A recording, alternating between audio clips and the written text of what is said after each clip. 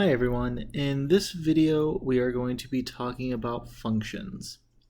So a function is a correspondence between a first set called domain and a second set called the range, such that each member of the domain corresponds to exactly one member of the range. Alright, so visually here's what that looks like. We have two different sets. So two different collections of things. This one we're going to call domain. This one we're going to call range. In the domain, we might have the numbers 1, 2, 3, and 4. In the range, we might have 10, 20, 30, 40. Now, a function maps the stuff from the domain to the range. So it might look something like this. 1 goes to 20, 2 goes to 40, 3 goes to 10, 4 goes to 30. That would be a function. For every member of the domain, you can follow it along and see what the output would be in the range. So like if I said 3, you could just follow it along and know that the output is 10. If we come up with another example, let's say it's still 1, 2, 3, and 4 for the domain. And for the range, let's say we have 10, 20, 30, and 40 again. This time it's going to be mapped a little bit differently. This time I'm going to say 1 goes to 10, 2 goes to 40, 3 goes to 20, and 3 goes to 30, and 4 goes to 40. This one is not a function, right?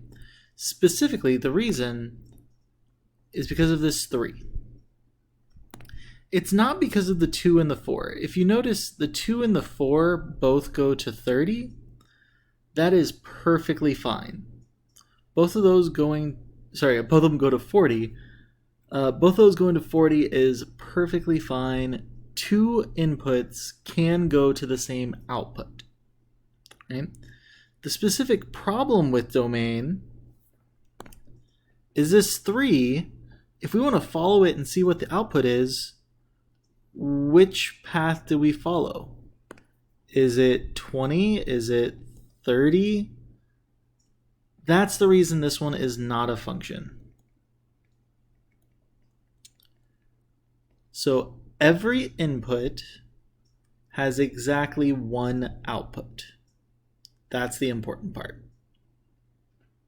All right, the domain and range, while we've been talking about them as inputs and outputs, and we've been talking about these little mappings here, visually rather, in general, there's going to be a lot more numbers in the domain or the range.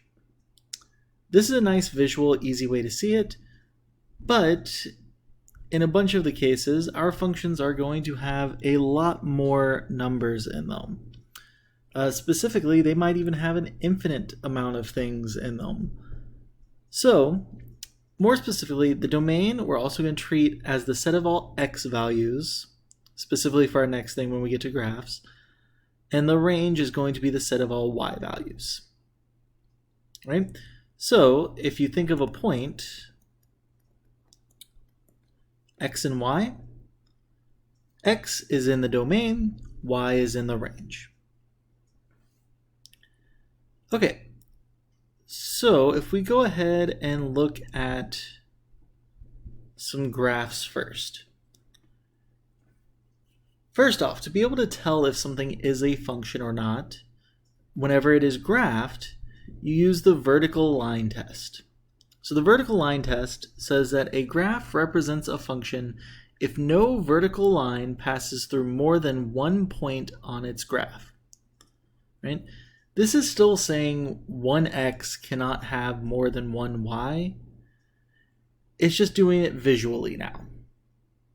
Right? So what that means is you start trying to draw vertical lines through the function. If there is any vertical line that can hit the function 2 or more times, then it is not a function. Right? So if we look through these 3 examples, for the circle, obviously if we draw a vertical line right there, it's going to hit it twice. So it is not a function. For the second one, no matter where we draw a vertical line, it's only going to hit it once. So this is a function. For the third one, it's a little bit trickier.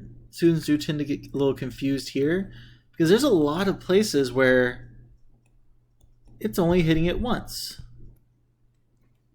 However, if we draw a line right about here, we can actually find one that hits it in 3 places even. Now remember, for this to be a function, no vertical line can hit it more than once. Right? Which means if you find even one line that hits it 2 or more times, it's not a function. We were able to find one line, and there are more, but we found at least one, that does not pass the vertical line test, so it is not a function. For domain and range, you look at the x values for domain and y values for range. Right? Specifically, you look at the domain from left to right and the range from bottom to top. Okay, so if I clear some of this out of the way, that way we can see this a little better. Starting at example 1, for the domain, the leftmost point is at -3. And we're going to go ahead and put a bracket on that because it does hit -3. The rightmost point is at +3. Again, we're going to put a bracket. For the range, we look bottom to top. So the bottommost part of this graph is at -2 on the y-axis. Because remember, we're looking at the y values now. So it's at -2, and the top part is at +2. That would be our domain and range. All right, for example 2, one important thing that the graph did kind of cut off here is there are supposed to be 2 arrows at the end of this graph. We'll see why that's important in a second. But let's go ahead and talk about domain first. Remember, it's leftmost to rightmost. So if we go to the furthest left, we see that arrow. That arrow means it doesn't stop going left. So our domain is actually going to be -infinity on the left.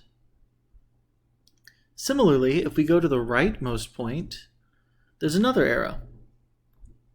That one's going to +infinity though, because it's going to the right. For the range, it's bottom to top.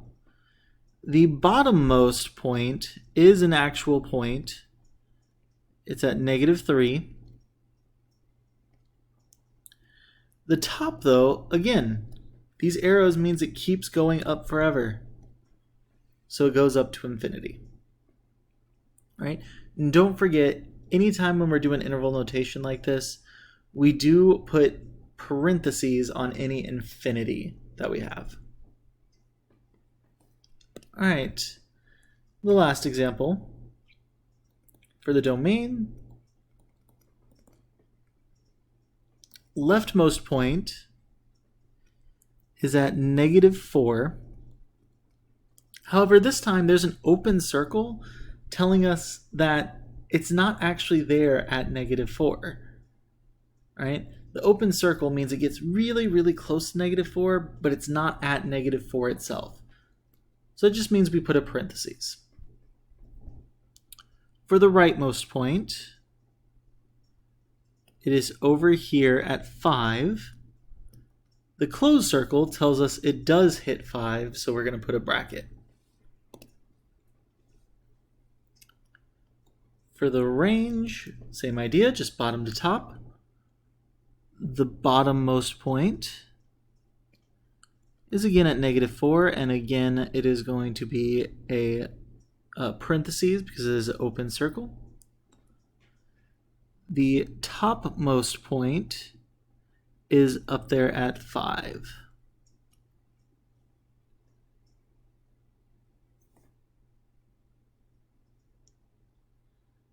All right, next thing we're going to talk about is function notation.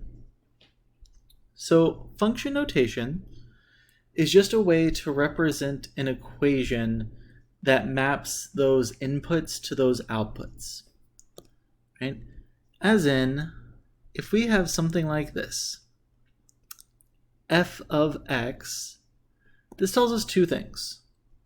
The f is the function's, I'm going to call it name. It just gives a name to the function. That way you can easily identify it, especially whenever you have more than one function, right? The thing inside is the variable you're using. So if we have something like f of x equals x plus 3,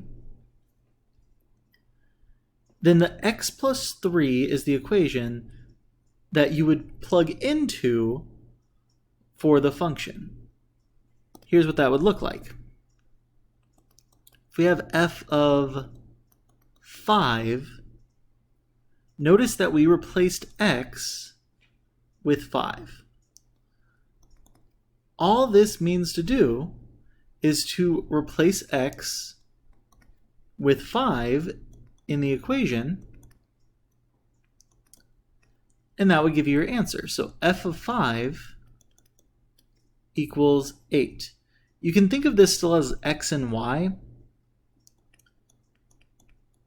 So the 0.58 is what this is really representing. It just gives you an equation to be able to find y, right? And in fact, if you think of this as y equals x plus 3, then this is something you've already seen before in graphing equations and things like that. Okay, so we're going to start out just with evaluating some functions, which literally just means that we are going to go ahead and plug in whatever we see in the parentheses into that function, right? Notice we do have two different functions this time. We have f of x and g of x, right?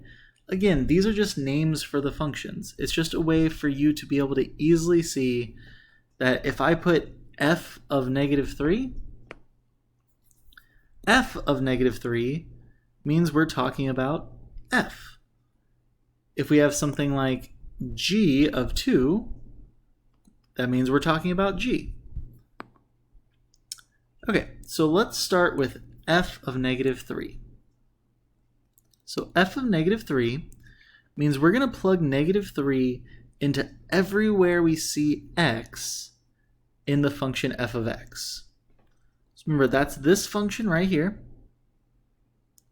So instead of writing x squared, we're going to write -3 squared. Then it's -2. We see an x again, but instead of writing x, we write -3. And then it's +7. So it's the same exact function, just instead of writing x, we wrote -3.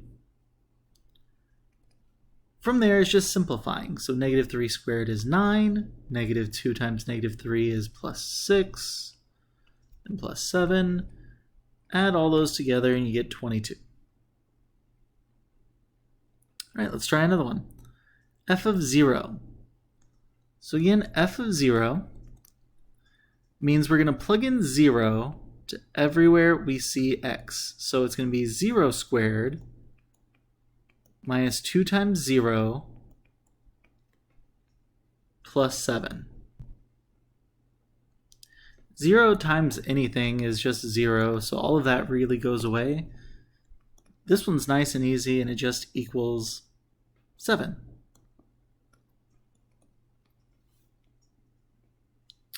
All right, g of 2.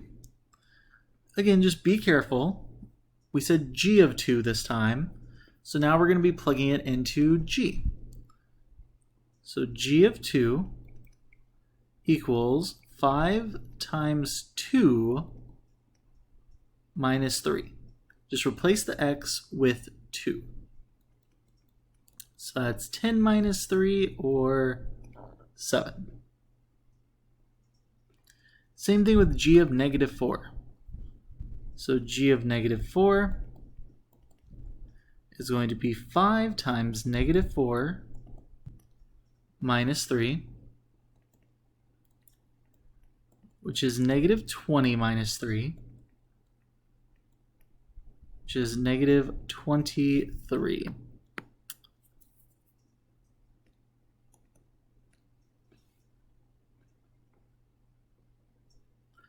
All right, what about g of h? This time it didn't give us a number. But what did we do with all of those numbers? With all of those numbers, we just replaced x with whatever was in the parentheses. So that's all we're going to do here. So g of h is going to be 5. Instead of writing x, we're going to write h minus 3. In this case, there's not even a way to simplify that. So we're actually just done.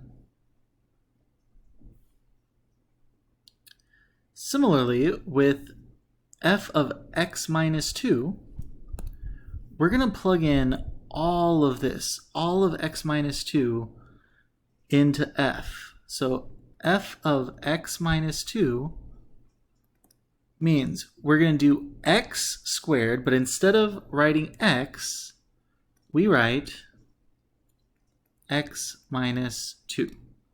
All of that squared minus 2 times, again, x, but right now we're writing x minus 2. And then plus 7. This one we do have some simplifying that we can do, so I'm going to go ahead and scroll down a bit, give us some more room. First off, this x minus 2 squared, that we can write twice and FOIL it out. So if I go off to the side real quick, if we do x minus 2 squared, that's really saying x minus 2 times x minus 2. If we FOIL that out, we have x times x is x squared. X times negative 2 is minus 2x. Negative 2 times x is, again, negative 2x. And negative 2 times negative 2 is plus 4. We can combine those like terms to get x squared minus 4x plus 4. Cool, so I'm going to go ahead and bring that back up here. So we know x minus 2 all squared is x squared minus 4x plus 4. We can also distribute this one. Luckily that one's a smaller one, so we don't have to distribute as much. It's just minus 2x plus 4. Then don't forget that plus 7 on the end. We're going to combine any like terms we happen to have. There's no like terms with x squared, so I'm just going to go ahead and write x squared. But then we have negative 4x minus 2x, Oops, not the 4. So negative 4x minus 2x is negative 6x. And then we have 4 plus 7, which is going to get us plus 15. And that would be our answer. All right. Hopefully this gives you a nice little introduction to functions at least. It's definitely not everything. There's a lot more with functions. But this is just an intro to it for now. All right. And I will see you in the next notes.